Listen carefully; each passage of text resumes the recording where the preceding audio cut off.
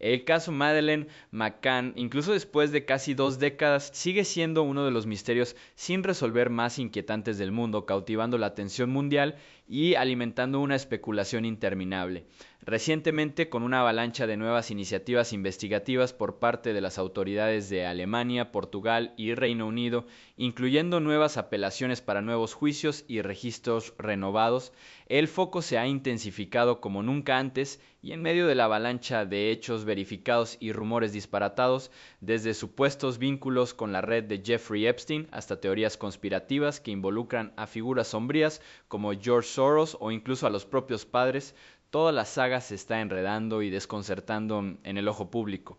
Para una base clara de este caso, acompáñame mientras retrocedemos hasta las raíces mismas de este escalofriante enigma y desentrañamos lo que sabemos. 3 de mayo de 2007, Praia da Luz, Portugal. Madeleine McCann, una niña de 3 años, desaparece de su cama. Nada de gritos, no hay señales de lucha. Sus hermanos aún durmiendo a su lado, la puerta principal cerrada con llave, la ventana del dormitorio completamente abierta, las contraventanas levantadas desde fuera, los padres, comer a pocos metros, los amigos, revisiones rotativas cada 15 minutos, pero nadie vio nada. Sin vecinos, sin invitados. La línea temporal estaba llena de lagunas, la investigación se gestionó mal desde el primer día, los medios fueron despiadados, el público quedó destrozado. ¿Fue un secuestro? ¿Un accidente? ¿Un encubrimiento? ¿Por qué tantas contradicciones? ¿Por qué tan poca evidencia? Y después de todos estos años, ¿dónde está Madeleine McCann? ¿Y quién se la llevó realmente? La noche de la desaparición.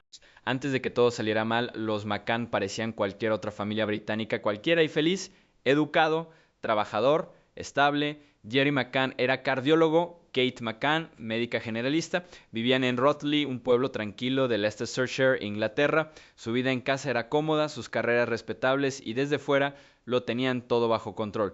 Pero lo que muchos no veían era el largo camino emocional que habían recorrido solo para convertirse en padres. Durante años Kate y Jerry lucharon contra la infertilidad. Fue un capítulo doloroso en su matrimonio, lleno de desamor y esperanzas silenciosas. Tras varios intentos fallidos, recurrieron a la fertilización in vitro y finalmente en mayo de 2003 dieron la bienvenida a su primera hija, Madeleine Beth McCann. Era brillante, curiosa y llena de vida. Para ellos, ella era un milagro. La llamaban Maddie. Unos años después ocurrió algo inesperado. Kate quedó embarazada de forma natural, dando a luz a gemelos, Amelie y Sean. Para los McCann era como una bendición empilada sobre otra. Tuvieron 3 hijos preciosos y su familia se sentía completa. Madeleine, siendo la mayor, solía describirse como segura de sí misma, perspicaz y cariñosa. Adoraba a sus hermanos pequeños y tenía un fuerte vínculo con sus padres. En la primavera de 2007, los McCann planearon unas vacaciones familiares, un descanso de una semana en el soleado Portugal. Eligieron el Resort Ocean Club en Praia da Luz, Algarve. Las fechas eran sencillas, del sábado 28 de abril al sábado 5 de mayo. Se suponía que era relajante, casual, una escapada con amigos, pero no viajaban solos. Junto a ellos estaban 7 de sus amigos más cercanos, en su mayoría médicos y profesionales médicos, a quienes conocían desde hacía años. El grupo incluía al Dr. David Payne, su esposa Fiona y su madre, Diane Webster. También estaban el Dr. Russell O'Brien y su pareja Jane Tanner. Finalmente, el Dr. Matthew Oldfield y su esposa Rachel. Entre los dos, trajeron a otros 5 niños. Estas familias se alojaban en apartamentos contiguos del complejo. Cada noche se reunían en el restaurante de tapas del recinto para cenar y cada noche seguían un sistema flexible. Cada pareja se turnaba para levantarse de la mesa y volver a su apartamento y comprobar cómo dormían sus hijos. Era una rutina que había funcionado durante varias noches. El 3 de mayo de 2007, los McCann se alojaban en el apartamento 5A del Resort Ocean Club en Praia da Luz, Portugal. La unidad estaba en la planta baja, frente a una pequeña calle justo fuera del complejo. No estaba dentro de un complejo seguro y no había seguridad privada. El apartamento formaba parte de un bloque privado, lo que significaba que cualquiera podía pasar por las ventanas o las puertas correderas. A unos 50 o 55 metros estaba el restaurante Tapas, donde los McCann y sus amigos cenaban juntos cada noche. Estaba cerca, pero lo más importante es que no tenía línea de visión directa con el apartamento. Alrededor de las 20:30, Kate y Jerry McCann se sentaron a cenar con 7 de sus amigos más cercanos. Cada pareja había dejado a sus hijos durmiendo en sus respectivos apartamentos y acordaron turnarse para volver a verlos cada 15 a 30 minutos. No tenían walkie-talkies ni monitores de bebé, solo confianza, rutina y la creencia de que oirían algo si algo salía mal. Alrededor de las 20:45, Jerry McCann se levantó de la mesa para hacer la primera revisión de sus hijos. Usó su llave para entrar por la puerta principal del apartamento 5A. Dentro del dormitorio encontró a Madeleine durmiendo plácidamente en su cama junto a la ventana. Sus hermanos gemelos pequeños, Sean y Amelie, dormían en sus cunas. Todo parecía estar bien. Se quedó un momento, luego cerró la puerta con llave tras de sí y volvió a cenar. Alrededor de las 21, Tricia Tanner, una de las miembros del grupo, se levantó para comprobar cómo estaba su propia hija en el apartamento de al lado. De camino de vuelta, vio a un hombre cruzando la calle llevando a un niño pequeño. El niño iba descalzo, con pijamas de color pálido. En ese momento no le dio importancia. A las 21:30 le tocó a Matthew Oldfield comprobar cómo estaban los niños. Se ofreció a revisar tanto su apartamento como el de los McCann. Cuando llegó al apartamento 5A, abrió la puerta y se situó en el umbral del dormitorio de los niños. No entró, no veía a cada niño directamente, pero escuchó lo que parecía una respiración constante. La habitación parecía silenciosa, sin perturbaciones. Asumió que todo estaba bien y volvió al restaurante. Exactamente a las 22:30, Kate McCann se levantó para hacer su ronda. Entró en el apartamento por la puerta principal y enseguida notó que algo iba mal. La puerta del dormitorio de los niños estaba entreabierta, más abierta que antes. La ventana estaba completamente abierta, la cortina ondeaba con la brisa y la cama de Madeleine estaba vacía. Los gemelos seguían dormidos, Madeleine se había ido. Kate se dio la vuelta y salió corriendo, descalza, de vuelta al restaurante. Irrumpió en la mesa del grupo, gritando: «¡Se la han llevado!». El pánico se apoderó casi de inmediato. A las 22:10, todo el grupo había corrido de vuelta al apartamento 5A. Las habitaciones fueron registradas frenéticamente. Armarios debajo de las camas, detrás de puertas. Nada. Varias personas salieron corriendo a la calle, gritando el nombre de Madeleine. Se dividieron en direcciones: hacia la piscina, hacia la playa, hacia los callejones traseros detrás del complejo. Pero nadie había visto nada. Alrededor de las 22:30, el personal del Ocean Club se unió a la búsqueda. Los huéspedes del resort cogieron linternas y se unieron al esfuerzo. A pesar del caos, nadie había llamado aún a la policía. No fue hasta aproximadamente las 22:40 cuando la recepción del resort llamó finalmente a la policía local del GNR.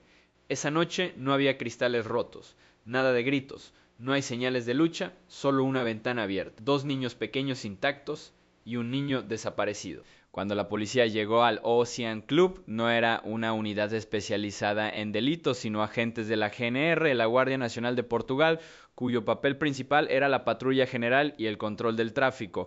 Llegaron al lugar entre las 22:50 y las 23:10. Para entonces, el apartamento ya estaba contaminado. En las horas posteriores al descubrimiento de Kate McCann de que su hija estaba desaparecida, decenas de personas, amigos, empleados, invitados, caminaron libremente por la escena del crimen. Huellas, huellas dactilares, fibras, todas pruebas potencialmente críticas comprometidas. Lo peor de todo es que los investigadores no tomaron fotografías adecuadas de la escena de inmediato. Ese error por sí solo destruyó la línea temporal forense. Los primeros agentes de policía en responder fueron del GNR, la división local de patrulla. No estaban entrenados para crímenes graves ni secuestros. Peor aún, no llegaron hasta casi 40 minutos después de que sonara la alarma.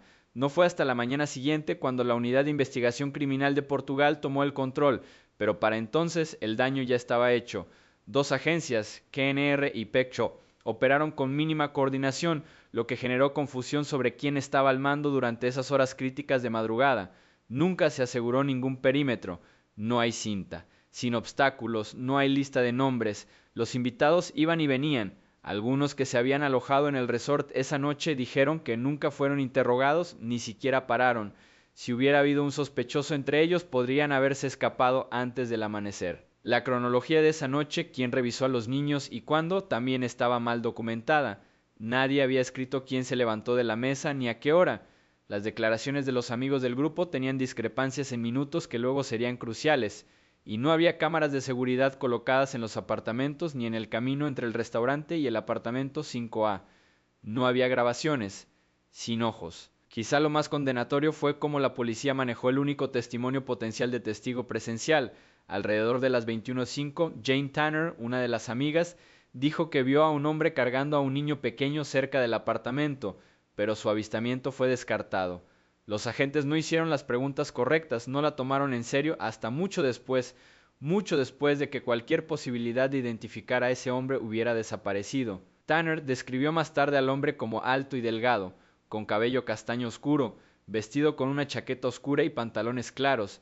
Llevaba al niño en brazos horizontalmente, la cabeza del niño apoyada en su hombro, las extremidades colgando sueltas, una postura que ella describía como inquietante. La niña llevaba un pijama claro, posiblemente de manga corta con un patrón floral, que coincidía con la descripción de lo que Madeleine llevaba esa noche. El hombre se alejó hacia el este por la calle Doctor Agostinho da Silva, alejándose del apartamento. En ese momento Jane no le detuvo, no pensó que fuera nada fuera de lo común. Solo más tarde, cuando el pánico se instaló, se dio cuenta de lo que podría haber visto. Este momento se conocería como el avistamiento de Tanner. No hubo alerta Amber, no hay emisión nacional de emergencia. Aunque Madeleine tenía solo 3 años y estaba oficialmente desaparecida, Portugal no activó ningún tipo de comunicación masiva para alertar al público.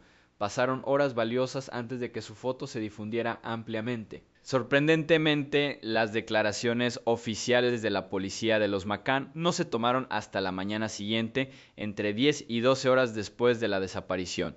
En cualquier caso de niño desaparecido, esas primeras horas son críticas, se llaman las horas doradas por una razón. El retraso en grabar sus cuentas no solo fue poco profesional, fue devastador. El proceso de recogida forense era defectuoso. Cuando finalmente se tomaron muestras de ADN del coche que los McCann alquilaron semanas después y de zonas dentro del apartamento, se procesaron de forma deficiente. Las técnicas estaban desfasadas, los protocolos de cadena de custodia eran descuidados, incluso se perdieron algunas pruebas. Cuando los expertos británicos revisaron el material, ya era demasiado tarde. La contaminación ya había ocurrido.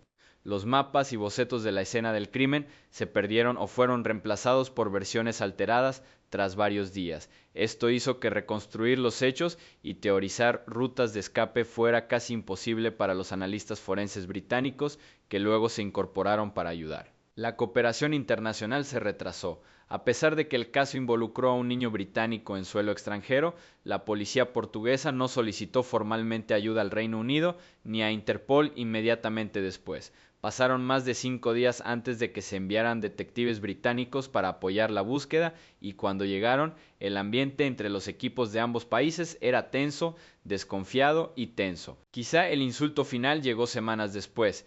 El apartamento 5A, el mismo lugar donde Madeleine había desaparecido, fue puesto de nuevo en venta y alquilado a turistas.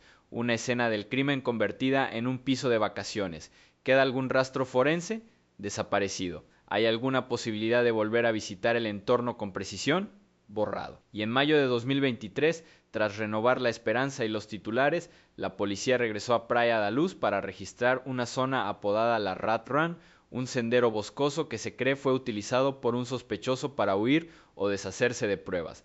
Pero tras 3 días de excavar, escanear y recoger muestras de suelo y vegetación, los investigadores no encontraron nada sustancial. A las 5 de la tarde del jueves, la escena fue despejada. No se descubrió ninguna prueba que mereciera la pena enviar a Alemania para pruebas forenses. Los periodistas describieron el ambiente entre los investigadores como desinflado. La energía que había llenado las primeras horas de la búsqueda se había ido, sustituida por una resignación silenciosa. Una vez más, la esperanza se desvaneció en silencio. Tras bambalinas, se estaba produciendo un cambio silencioso. Algunos investigadores portugueses empezaron a dudar de los McCann apenas unos días después de iniciar la investigación, mucho antes de que cualquier prueba respaldara esa sospecha. No había señales de entrada forzada. La ventana estaba abierta, sí, pero no había marcas de palanca, ni pestillos rotos, ni huellas dactilares en el exterior. Ese detalle hizo que se hiciera una suposición peligrosa. Si nadie entraba, quizá nadie tenía que hacerlo. Quizá lo que le pasó a Madeleine vino del interior del apartamento. En lugar de ampliar la búsqueda de un posible secuestrador, algunos agentes empezaron a centrarse en los padres. Empezaron a centrarse en las incoherencias, en las declaraciones de Kate y Jerry, esperando descubrir contradicciones en lugar de buscar nuevas pistas. Este giro interno alimentó una serie de filtraciones dañinas en los medios. La especulación salvaje se extendió por la prensa portuguesa, debilitando la confianza pública y desviando la simpatía de la familia afligida. El 7 de septiembre de 2007, el cambio se hizo oficial. Kate y Gerry McCann fueron declarados arguidos, sospechosos formales según la ley portuguesa. Fue un movimiento asombroso. La pareja, que había estado en el centro de una campaña mundial para encontrar a su hija, ahora estaba bajo sospecha directa de estar implicada en su desaparición. La cobertura mediática explotó con titulares que sugerían lo impensable, que los propios padres de Madeleine podrían ser los responsables. La policía propuso una teoría. Creían que Madeleine había muerto accidentalmente dentro del apartamento. En pánico, los padres supuestamente ocultaron el cuerpo y montaron un secuestro falso. Para apoyarlo, trajeron perros cazadores de cadáveres. Los perros alertaron del olor a restos humanos en 2 lugares, detrás del sofá del salón y en el coche de alquiler de los McCann, que había sido recuperado varias semanas después de la desaparición de Madeleine. Los investigadores afirmaron haber encontrado restos de sangre y ADN en los mismos lugares, pero los análisis forenses nunca fueron concluyentes. Las muestras de ADN fueron degradadas o mezcladas, y los laboratorios británicos declararon posteriormente que los resultados no podían identificar de forma definitiva a Madeleine. Aun así, la sospecha se profundizó. Otra señal de alarma a ojos de los investigadores fue el propio coche de alquiler. Los McCann lo alquilaron más de 20 días después de la desaparición de Madeleine, pero supuestamente perros detectaron olor a muerte en su maletero. Gerry explicó que el coche se había usado para transportar bolsas de basura, ropa vieja e incluso carne cruda. Eso, dijo, podría explicar el olor, pero para el público y muchos en los medios era un enigma que no sentaba bien. Kate reveló más tarde que la policía le había pedido que firmara una confesión. Querían que admitiera que había matado accidentalmente a su hija y lo había encubierto. Ella se negó. Nunca se presentaron cargos formales contra ninguno de los padres y finalmente se levantó su estatus de arguido. Pero para entonces el daño ya estaba hecho. Antes héroes públicos en una búsqueda global, los McCann estaban ahora en el centro de una tormenta de sospechas. Cada mirada, cada gesto, cada palabra que decían ahora era juzgada, diseccionada y puesta en duda. La pregunta ya no era solo ¿dónde está Madeleine? Se había convertido en ¿sabían sus padres más de lo que decían? Al principio, los McCann eran vistos como víctimas, pero no tardó en cambiar la situación. A medida que la policía empezó a dudar de su inocencia, también lo hizo la prensa, y lo que siguió se convirtió en una de las reacciones mediáticas más intensas contra cualquier familia en duelo en la historia moderna. La mirada comenzó con la actitud de Kate McCann. No lloró delante de la cámara, parecía serena, para algunos parecía demasiado tranquila para una madre que acababa de perder a su hijo. Los tabloides portugueses y británicos publicaron titulares cuestionando su estado emocional, pintándola como fría y distante.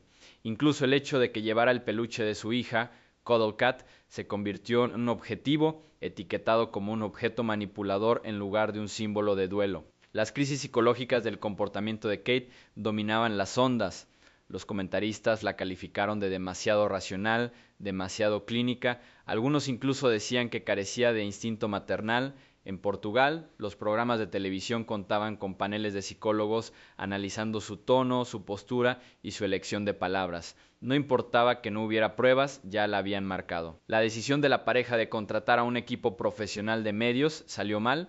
Pocos días después de la desaparición, Gerry McCann reclutó a Clarence Mitchell, un exoficial de prensa del gobierno británico, y a Alex Woolfall, un especialista en relaciones públicas de crisis. Para el público, parecía una escena, o peor, planificado. En lugar de parecer padres destrozados, ahora se les veía como operativos políticos gestionando la imagen. Empeoró. El Daily Express, un importante tabloide británico, publicó portada con el titular «Lo lograron, sin juicio, sin coste». Solo una acusación fuerte, audaz y en primer plano. Fue uno de los momentos más impactantes en el trato mediático que dieron a los McCann, y ellos contraatacaron. Kate y Gerry McCann demandaron a Express Newspapers por difamación y ganaron. El periódico se vio obligado a emitir una disculpa pública y pagar £550 en daños. La disculpa fue leída en el tribunal y publicada de forma destacada, pero incluso con esa victoria legal, el daño a su reputación ya estaba hecho. Para ser precisos, su abogado Adam Tudor, del bufete Carter Rook, se situó frente al Tribunal Superior de Londres y emitió una fuerte reprimenda. Espero que los periódicos se examinen detenidamente a sí mismos a la forma en que han informado sobre esta historia. Tampoco descartó más acciones legales. Edward Smithson, coordinador legal y director del Find Madeleine Fund, añadió: "Todas nuestras opciones legales están constantemente en revisión". Fue un mensaje claro para otros editores que habían publicado contenido especulativo o difamatorio. Dentro de Express Newspapers, las consecuencias fueron reales. Según se informa, los editores fueron convocados a una reunión de la junta con el propietario Richard Desmond. Un informante describió la situación de forma directa. El Express es prácticamente un caso de prueba que ha funcionado espectacularmente bien para los McCann. Se espera que otros títulos nacionales pidan disculpas y paguen. Las figuras mediáticas reaccionaron con fuerza. El veterano de Relaciones Públicas, Max Clifford, dijo que esto fue un golpe a la proa para Fleet Street. Los editores tendrán que ser mucho más cuidadosos. Ya no son tan buenas noticias, pero el daño ya está hecho. Alguien tiene que responder por ello. Clifford también criticó la falta de rendición de cuentas pública. El editor del Daily Express debería levantarse y ser contado. Tienen un gran poder e influencia más que muchos políticos, y aún así el público ni siquiera sabe quiénes son. El exeditor del Daily Mirror, David Banks, fue más allá y dijo: "Es un día muy malo para el Grupo Express. Los editores cometieron errores graves y estarán pensando en su futuro". Según Banks, no solo fracasaron los periodistas, fue la dirección. Aún así, una fuente dentro de Express Newspapers dijo a los periodistas que era poco probable que Desmond despidiera a los 4 editores. "No creo que despidiera a 4 editores por el coste de los pagos". Todo este episodio se convirtió en un caso de estudio sobre el exceso de influencia mediática.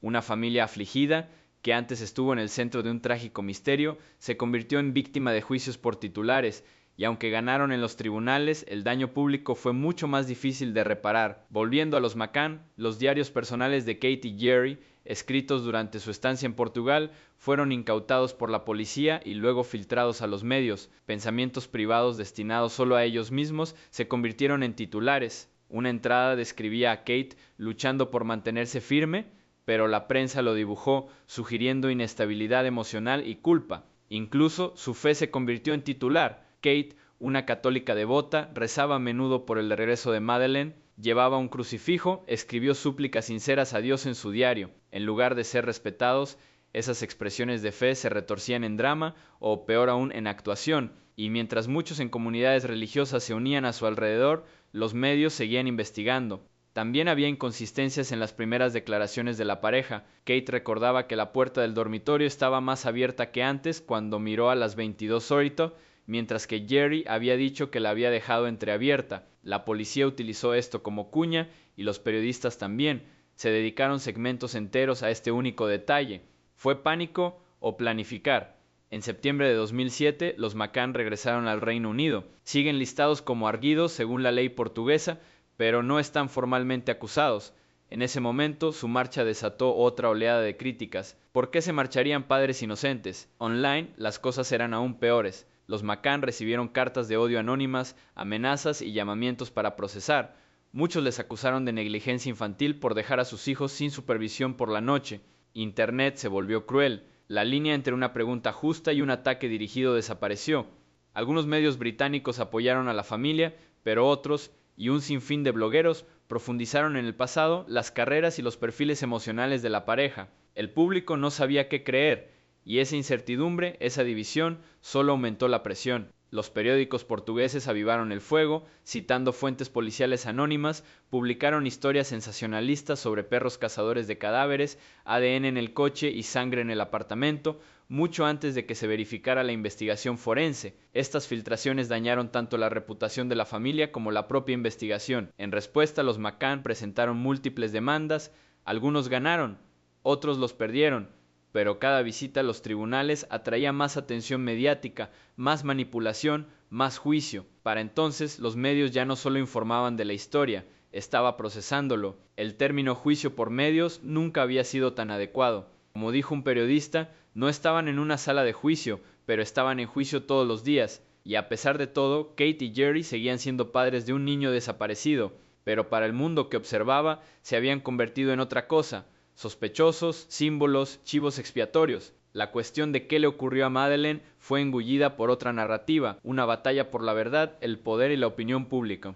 En julio de 2008, tras casi un año de escrutinio público e investigación intensa, Kate y Jerry McCann fueron oficialmente exonerados de su condición de arguidos, sospechosos formales según la ley portuguesa. La decisión llegó después de que la Fiscalía portuguesa concluyera que no había pruebas suficientes para respaldar ningún cargo penal.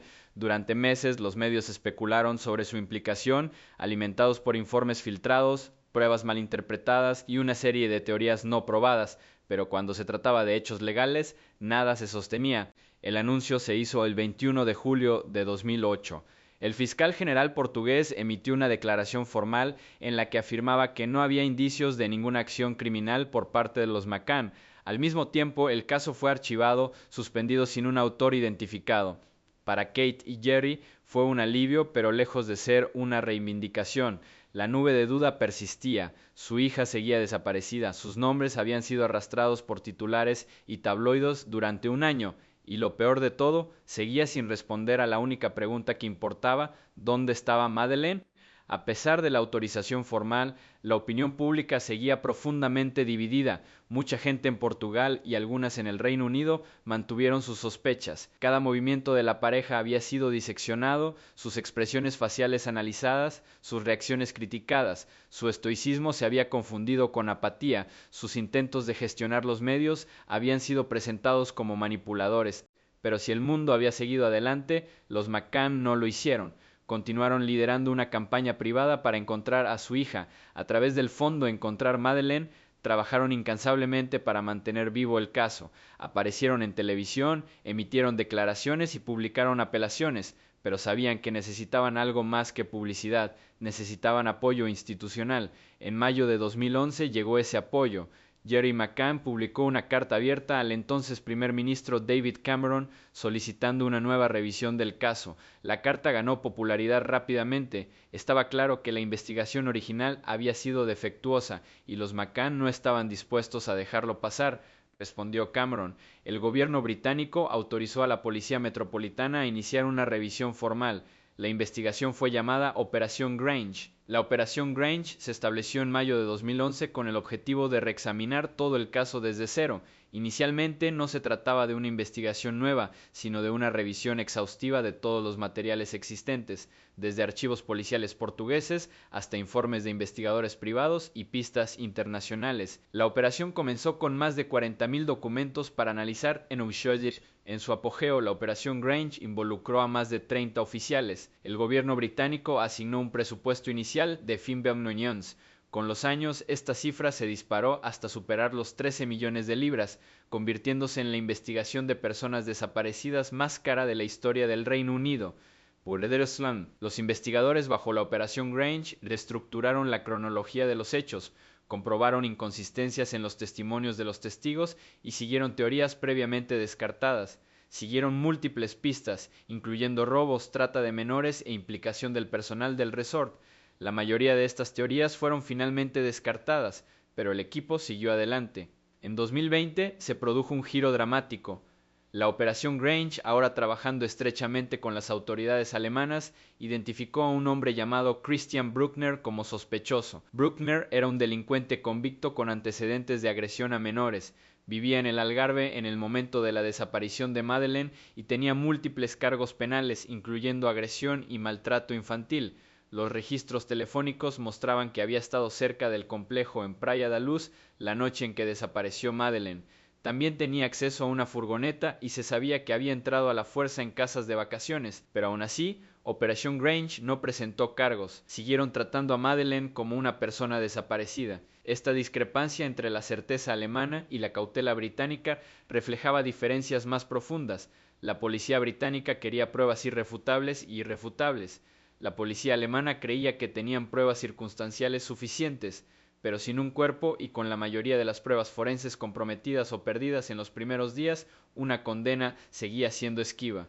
A pesar del optimismo inicial, la Operación Grange se ha ralentizado considerablemente.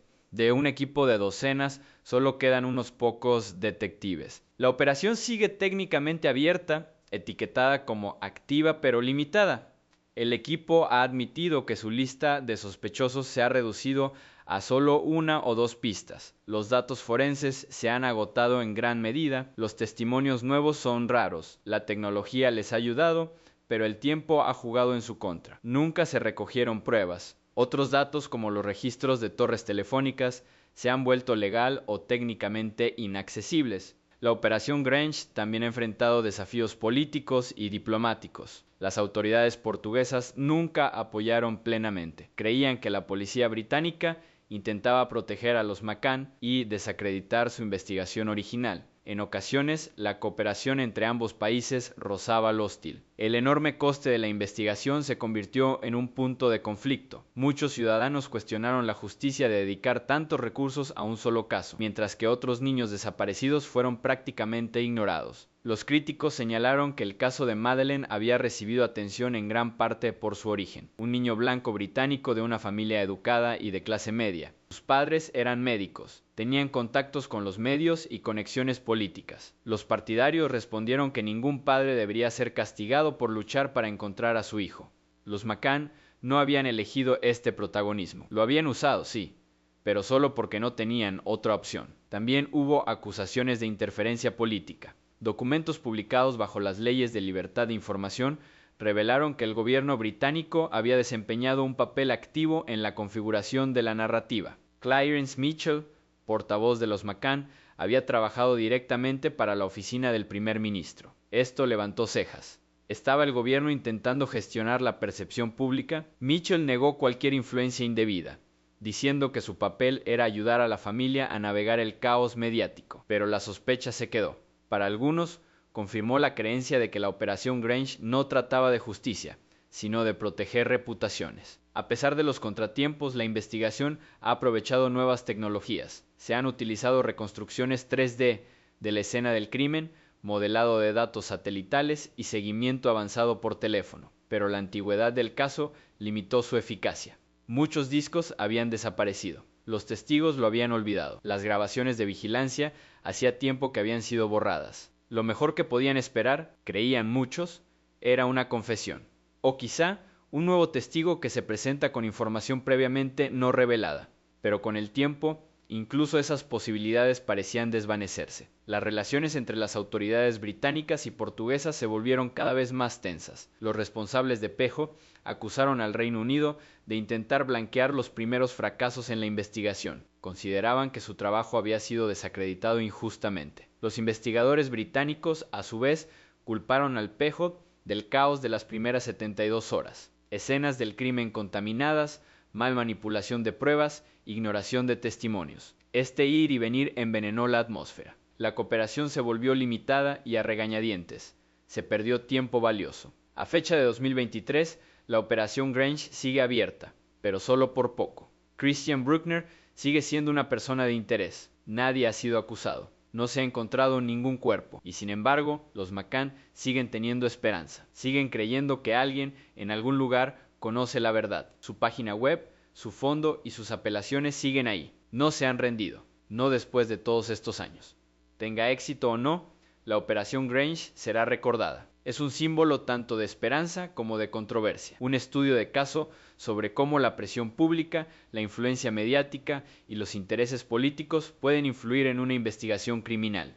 Ha planteado preguntas importantes. ¿Por qué este caso recibió un trato especial? ¿Ayudó o perjudicó la atención mediática? Y lo más importante, ¿podremos saber realmente qué pasó esa noche en Praia da Luz? Durante más de una década, el caso Madeleine McCann permaneció en un limbo. Las pistas se enfriaron, se descartó sospechosos y luego, en junio de 2020, las autoridades alemanas hicieron un anuncio escalofriante.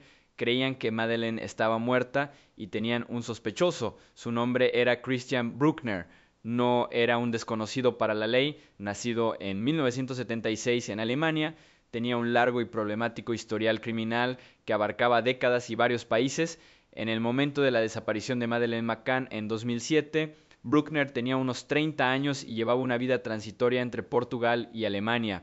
Era alto, delgado, con el pelo castaño claro o rubio arena, pero lo que realmente destacó fue su pasado, lleno de señales de alarma y patrones inquietantes. Fue condenado por primera vez en 1994 por maltratar a una niña de 6 años en Alemania. Aunque en ese momento era menor de 18 años y recibió una condena leve, ese incidente marcó el inicio de un camino violento y depredador. A lo largo de los años, Bruckner acumuló condenas por robo, allanamiento con allanamiento, agresión, tráfico de drogas y sobre todo posesión de material maltratado a menores. No era solo un criminal, era un depredador. En 2005, apenas 2 años antes de que Madeleine desapareciera, Bruckner agredió con sensibilidad a una mujer estadounidense de 72 años en su casa de Praia da Luz, la misma zona donde se alojaban los McCann. El crimen quedó sin resolver durante años. No fue hasta 2019 cuando Bruckner fue condenado y sentenciado a 7 años de prisión por ese ataque. Eso planteaba preguntas inquietantes. ¿Cómo podía alguien así esconderse a plena vista? Bruckner vivió durante años en la región del Algarve, en el sur de Portugal. Se mudaba a menudo, se alojaba en casas abandonadas y dormía en una furgoneta Volkswagen amarilla. Trabajaba en trabajos ocasionales, arreglando coches, traficando pequeñas cantidades de drogas y cometiendo pequeños robos. Su última residencia conocida antes de la desaparición de Madeleine estaba a solo unos minutos en coche del complejo Ocean Club. Se mezclaba con la multitud de turistas, nunca se quedaba demasiado tiempo en un mismo lugar, siempre manteniéndose bajo perfil. Según testigos, a menudo aparcaba cerca de complejos familiares y se le veía observando a los niños. Se le describió como recluido, agresivo e inestable. La policía dice que tenía una fascinación poco saludable por los niños y que a menudo seguía a sus familias. Era el tipo de hombre que prefería las sombras, alguien que pudiera desaparecer en el fondo. En Praia da Luz apenas le notaban, solo otra cara más en un tranquilo pueblo costero lleno de desconocidos, pero en realidad era un depredador escondido a plena vista. Cuando Madeleine desapareció, Bruckner abandonó repentinamente Portugal.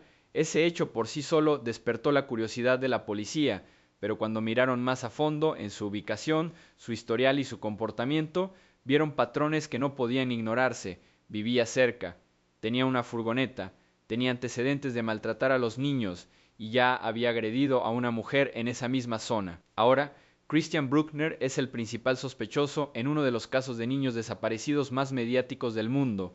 Está cumpliendo condena en una prisión alemana, por la razón de que Bruckner es el principal sospechoso. Ubicación, tiempo, patrón. Esas fueron las primeras pistas. Bruckner vivía en Praia da Luz, Portugal, cuando Madeleine desapareció en 2007. Su hogar, a solo unos minutos del Ocean Club, el mismo resort donde se alojaban los McCann. Pero no fue solo la geografía lo que hizo que los investigadores sospecharan. Una llamada telefónica realizada desde su número exactamente a las 19:32 de la noche en que desapareció Madeleine fue rastreada hasta una ubicación cercana al resort. La policía cree que esta llamada podría haber sido dirigida a un coconspirador o a alguien implicado en la planificación del crimen. Luego vinieron los comentarios, extraños, escalofriantes, casi confesionales. En 2013, durante un segmento de televisión sobre el caso de Madeleine en un bar de Alemania, Bruckner supuestamente murmuró. Ella no gritó, ni siquiera gritó. El hombre que lo escuchó no lo olvidó. Años después lo denunció a las autoridades. Para los fiscales, esa condena fue más que inquietante, fue potencialmente condenatoria. El historial criminal de Bruckner parecía un mapa para la sospecha. Violó a una mujer estadounidense de 72 años en Praia da Luz apenas 2 años antes de que Madeleine desapareciera. Había sido condenado por tratar con sensibilidad a una niña de 6 años en Alemania, traficaba con contenido infantil no apropiado, robaba casas de vacaciones, era un vagabundo con una furgoneta, moviéndose de un escondite a otro. No vivía solo en las sombras, allí prosperó. Cuanto más cavaban, peor se ponía. Los investigadores encontraron memorias USB y discos duros enterrados en bolsas de plástico bajo el cuerpo de su perro. Dentro, miles de archivos, imágenes de maltrato infantil, fotos voyeuristas y otros materiales grotescos. Bruckner también conducía una furgoneta Bobe amarilla, vista en la zona en el momento de la desaparición de Madeleine. Entre sus residencias conocidas se encontraba una casa de campo en ruinas a solo un corto trayecto en coche del Ocean Club. No tenía un empleo fijo, a menudo realizaba trabajos ocasionales o estafaba a turistas y tenía un patrón inquietante de observar familias con niños pequeños. Años de susurros y pistas anónimas empezaron a salir a la luz. Compañeros de celda recordaron que él presumía de saber lo que le había pasado a Madeleine. Uno incluso afirmó que Bruckner dijo que la llevó a un lugar donde nadie la encontrará jamás. Algunos lugareños lo sospechaban desde hacía años, pero carecían de pruebas. No fue hasta 2020 cuando la policía alemana lo nombró oficialmente como principal sospechoso. Dijeron que estaban convencidos de que está muerta y que Bruckner estaba implicado, pero aún así sin cargos. ¿Por qué? Porque la evidencia, aunque en teoría condenatoria, aún no ha superado el umbral legal. No hay ADN, no hay testigos presenciales, sin confesión. Solo comportamiento, sincronización y patrones profundamente perturbadores. Tampoco ha ayudado a su caso, desde su celda alemana, donde cumple una condena de 7 años por la delicada agresión a la anciana, Bruckner ha provocado al sistema judicial, se niega a cooperar, él niega estar involucrado. Y en una entrevista especialmente insensible, dijo: "Cuando salga, disfrutaré de un gran filete". Eso no era solo arrogancia, era crueldad dirigida directamente a la familia que aún buscaba a su hija. Lo peor es que su nombre permaneció oculto durante años. Durante mucho tiempo, los medios solo se referían a Christian B. debido a las leyes de privacidad de Alemania que protegían a los sospechosos no condenados. Cuando el mundo conoció su identidad completa, ya se había convertido en el centro de una de las investigaciones más controvertidas de la historia criminal europea. Y luego está la llamada misteriosa, la persona al otro lado de esa llamada de las 7:32 p.m., aún desconocido. El número es imposible de rastrear, nunca se ha dado a conocer ningún nombre. ¿Fue cómplice? ¿Un aviso? ¿Una última oportunidad para echarse atrás? La policía no lo dice, pero creen que esa llamada única puede contener la clave para desentrañar la verdad. A pesar de todo esto, Bruckner nunca ha sido acusado en relación con la desaparición de Madeleine McCann. Por ahora, sigue detenido por delitos no relacionados, pero la sombra de este caso le sigue a todas partes. Los fiscales alemanes afirman que tienen pruebas sólidas, pero sin un cadáver, una confesión o pruebas forenses concluyentes, están atrapados en una zona gris legal. El 3 de junio de 2020, en una rueda de prensa conjunta, la Policía Criminal Federal de Alemania y la Fiscalía en Braunschweig hicieron una declaración contundente. Creían que Madeleine ya no estaba vivo y creían que Christian Bruckner era el responsable. De pie ante una sala llena de prensa, Friedrich Kühn, portavoz de la Policía Federal Alemana, no dudó en absoluto. Creemos que Madeleine está muerta y creemos que este hombre es responsable. La onda expansiva fue inmediata. Durante años el caso había estado congelado en la especulación, gobernado por la incertidumbre.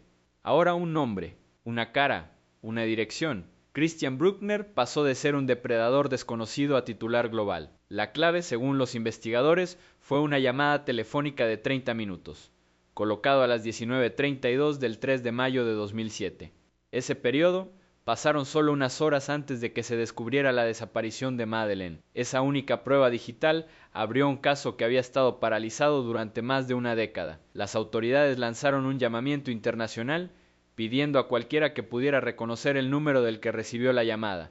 Hasta hoy, ese llamante nunca ha sido identificado. La historia siguió desmoronándose con el descubrimiento de memorias USB enterradas bajo el cadáver del perro muerto de Bruckner. Ninguna de las imágenes mostraba a Madeleine, pero el volumen y el método de ocultación pintaban un cuadro inquietante, el de un hombre profundamente inmerso en un comportamiento violento y desviado.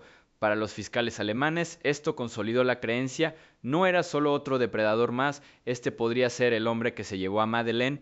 Al otro lado del canal, las autoridades británicas respondieron con cautela. La operación Grange de Scotland Yard reconoció la nueva ventaja y comenzó a coordinarse estrechamente con sus homólogos alemanes y portugueses, pero no llegaron tan lejos como Alemania, afirmaron con firmeza. Para nosotros, Madeleine sigue siendo una persona desaparecida. La Policía Judiciaria de Portugal también expresó sus reservas, citando pruebas insuficientes para respaldar la afirmación alemana de que Madeleine estaba muerta. A pesar de la falta de cargos oficiales, el anuncio animó a los medios internacionales. Los principales medios de comunicación de todo el mundo emitieron cobertura. Por primera vez en años había esperanza renovada y, por la misma razón, un miedo renovado. La familia McCann, que había soportado la implacable sospecha pública y el maltrato de los tabloides durante más de una década, emitió un comunicado cauteloso. Agradecemos la petición de información, solo queremos saber la verdad, sea cual sea. Como parte de su impulso por nuevas pruebas, los investigadores alemanes publicaron fotos de 4 vehículos vinculados a Bruckner. destacando especialmente una furgoneta Volvo Baby blanca y amarilla, donde se creía que vivía durante la desaparición de Madeleine. Otro era un Jaguar de color oscuro, registrado a su nombre, pero sospechosamente registrado a nombre de otra persona al día siguiente de la desaparición de Madeleine. Estos coches, esperaban los investigadores, pudieran despertar recuerdos o conducir a nuevos testigos. Pero a pesar de todas las declaraciones atrevidas, había un inconveniente legal. Bruckner no había sido acusado, permaneció encarcelado en Alemania, pero por delitos no relacionados. El fiscal principal de Braunschweig enfatizó: tenemos pruebas concretas, no pruebas, sino hechos que apoyan nuestra teoría. Era una línea muy fina de caminar, pruebas suficientes para nombrar a un sospechoso, pero no para juzgarle. Se pidió al público que cerrara la brecha, que presentara cualquier cosa que pudiera convertir la teoría en convicción.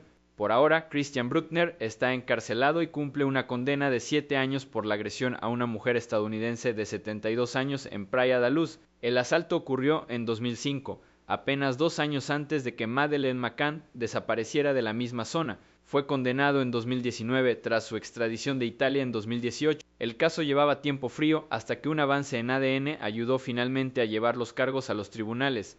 Aunque esa frase no está relacionada con la desaparición de Madeleine, fue un punto de inflexión crucial. Por primera vez, alguien con un historial conocido de violencia y depredación en el lugar exacto tenía un nombre, un rostro y un historial de prisión. Más allá de esa condena, Bruckner fue investigado por al menos otros 5 casos relacionados con delitos contra niños y mujeres en Portugal.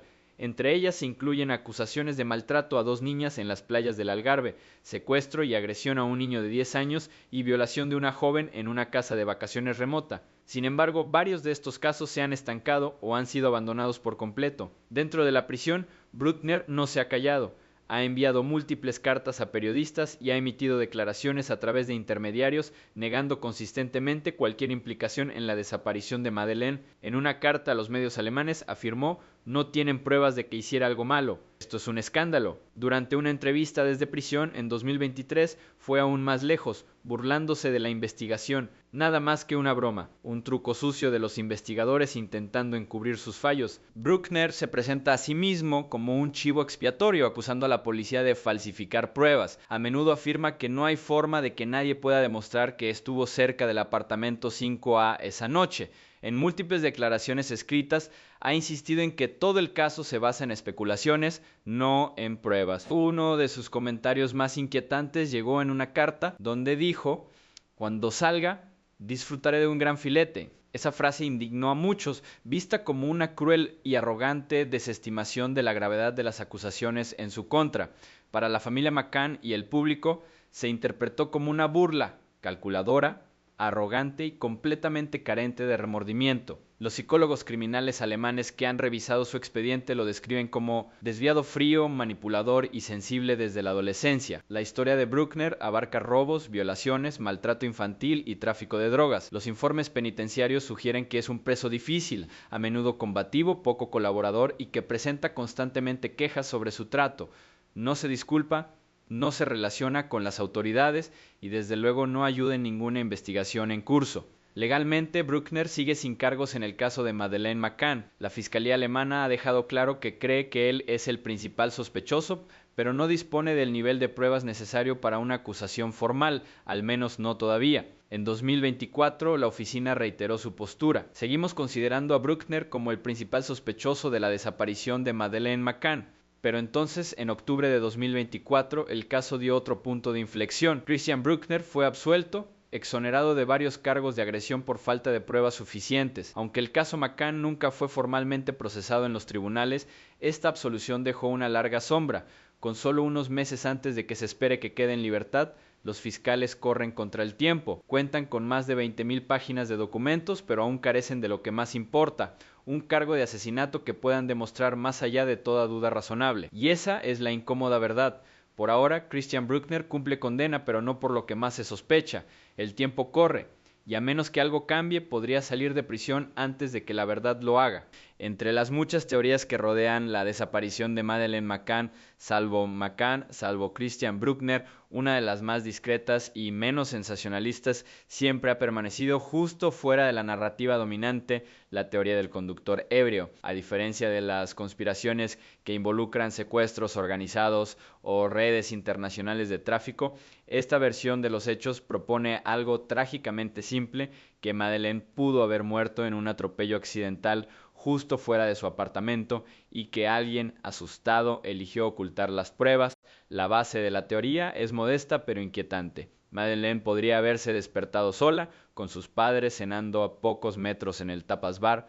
Desorientada y buscándolos, podría haber salido del apartamento, especialmente porque su cama estaba más cerca de la puerta principal sin llave. Algunas reconstrucciones de la escena sugieren que quizá pudo haberlo abierto ella misma. Si lo hubiera hecho, podría haberse perdido en la carretera cercana. Luego, un conductor local, quizá un empleado del Ocean Club o un turista visitante, conducía bajo los efectos del alcohol o simplemente despistado. Un momento de negligencia, un coche, un niño, un accidente y después miedo. No era malicia fría, solo el terror de ser atrapado, de perderlo todo. En ese estado el conductor podría haber tomado la decisión desesperada de ocultar el cuerpo, sin planificación, sin plan, solo reacción. Antiguos investigadores portugueses, incluido Gonzalo Amaral, nunca descartaron completamente esta posibilidad, aunque Amaral se inclinaba más por la teoría de un accidente doméstico seguido de un encubrimiento. Reconoció que un evento aleatorio y no premeditado era totalmente plausible. En reuniones privadas, varios exagentes señalaron que no había signos de allanamiento forzado en el apartamento. La ventana parecía abierta pero intacta, no se robó nada, y la infame apariencia de Jane Tanner, de un hombre que llevaba a un niño, podría haber sido una pista falsa, alguien no relacionado o un momento malinterpretado. La teoría ganó terreno después de que Scotland Yard confirmara públicamente que no encontraron pruebas forenses de un allanamiento por la ventana del dormitorio, pero los medios apenas lo captaron. ¿Por qué? Porque un conductor borracho no tiene nombre, ni cara, ni drama, es una narrativa sin villano. Aún así, existen razones concretas por las que la teoría sigue siendo imposible de demostrar. Praia da Luz en 2007 prácticamente no tenía cámaras de tráfico, no hubo registro de matrículas, ni grabaciones de vigilancia de vehículos entrando o saliendo de la zona del resort, no hay marcas de neumáticos, no hay testigos de un atropello y fuga, y, lo más importante, nadie encontró nunca lo único que pudiera confirmar que ocurrió un accidente. Esa ausencia de pruebas es bipolar, no confirma ni niega la posibilidad, simplemente deja un vacío. Algunos investigadores han señalado casos similares de niños desaparecidos en los que inicialmente se pensó que habían sido secuestrados, pero luego se les encontró muertos debido a accidentes evitables. Ese contexto, junto con la puerta sin cerrar y la falta de pruebas de una lucha, hace que la teoría, si no sea probable, al menos posible. Algunos lo ven mucho más creíble que un secuestro perfectamente ejecutado por un desconocido que no deja rastro, y, sin embargo, esta línea de pensamiento nunca ha sido plenamente seguida por las autoridades del Reino Unido, Alemania o Portugal. Presenta demasiados callejones sin salida logísticos, sin coche, sin conductor, no hay testigos presenciales. Incluso la idea de que alguien pudiera esconder un cuerpo y nunca ser detectado en una ciudad turística tan poblada parece poco plausible, pero no imposible. Legalmente, la teoría tiene poco peso. Sin pruebas físicas no hay nada que procesar, nada que perseguir. Sin nombres, sin ADN, nadie a quien interrogar. Es la teoría del fantasma, siempre rondando, nunca atrapado. La opinión pública también está dividida. Algunos creen que la explicación es demasiado mundana para ser cierta, otros piensan que es la única versión que encaja con los hechos conocidos sin requerir un cerebro o un encubrimiento que se extienda por varios países, pero, en última instancia, sin una confesión ni una pausa en el caso, sigue siendo solo eso, una teoría. En los años siguientes, especialmente tras el estancamiento del caso contra Christian Bruckner, algunos han vuelto a esta hipótesis, no por creencia, sino por frustración, porque encaja con el único patrón que nadie quiere admitir, que a veces la verdad no deja rastro, y a veces las respuestas más aterradoras también son las más ordinarias. Esta teoría no ofrece cierre, no ofrece justicia, solo ofrece una posibilidad, una que quizá nunca se confirme, y esa, para muchos, es la verdad más difícil con la que vivir. Han pasado 18 años desde que Madeleine McCann desapareció del apartamento de vacaciones de su familia en Praia da Luz, Portugal. Casi 2 décadas después, el caso sigue siendo uno de los más seguidos y cargados emocionalmente de personas desaparecidas en la historia moderna. Y aún así, nadie ha sido acusado, no se ha encontrado ningún cuerpo y el misterio persiste. En junio de 2025, las autoridades portuguesas, a petición de investigadores alemanes, iniciaron una nueva búsqueda cerca del embalse Barragem do Aradé, no muy lejos del lugar original de la desaparición. La zona ya había sido registrada antes en 2008 y 2023, pero esta vez la operación se centró en el terreno que rodea el borde del embalse. Durante 3 días, los equipos de búsqueda utilizaron radares de penetración terrestre, perros y expertos forenses con la esperanza de encontrar rastros relacionados con los restos de Madeleine, pero una vez más el esfuerzo no aportó pruebas significativas. A pesar de la falta de nuevas pistas, la investigación británica sobre la Operación Grange sigue abierta, fundado en 2011 y financiado por el Ministerio del Interior británico, sigue recibiendo respaldo financiero, con 100.000 libras adicionales asignados a principios de este año. Scotland Yard, aunque no participó directamente en la búsqueda de junio de 2025, ha ofrecido apoyo logístico y coordinación con sus homólogos alemanes y portugueses. La familia McCann sigue siendo el centro de esta tormenta emocional. En mayo de 2025, en el 14º aniversario de la desaparición de su hija, Kate y Gerry McCann emitieron un comunicado reafirmando su compromiso de descubrir la verdad. Nunca dejaremos de buscar. Se lo debemos a Madeleine, sea cual sea el resultado. Siguen gestionando una página web que sirve como plataforma para la concienciación, consejos y recaudación de fondos.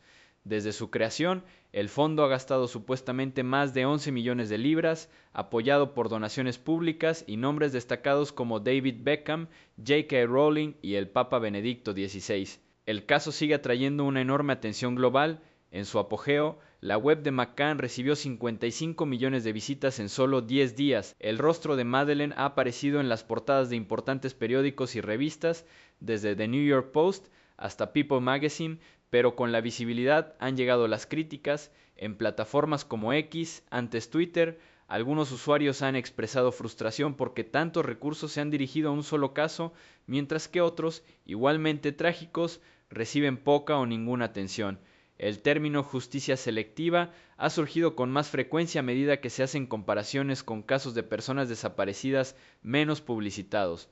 Aún así, la generosidad del público no ha disminuido. Se han recaudado más de 2 millones de dólares para el Fondo McCann desde 2007 y continúa el apoyo de personas que simplemente quieren cerrar el capítulo de la familia.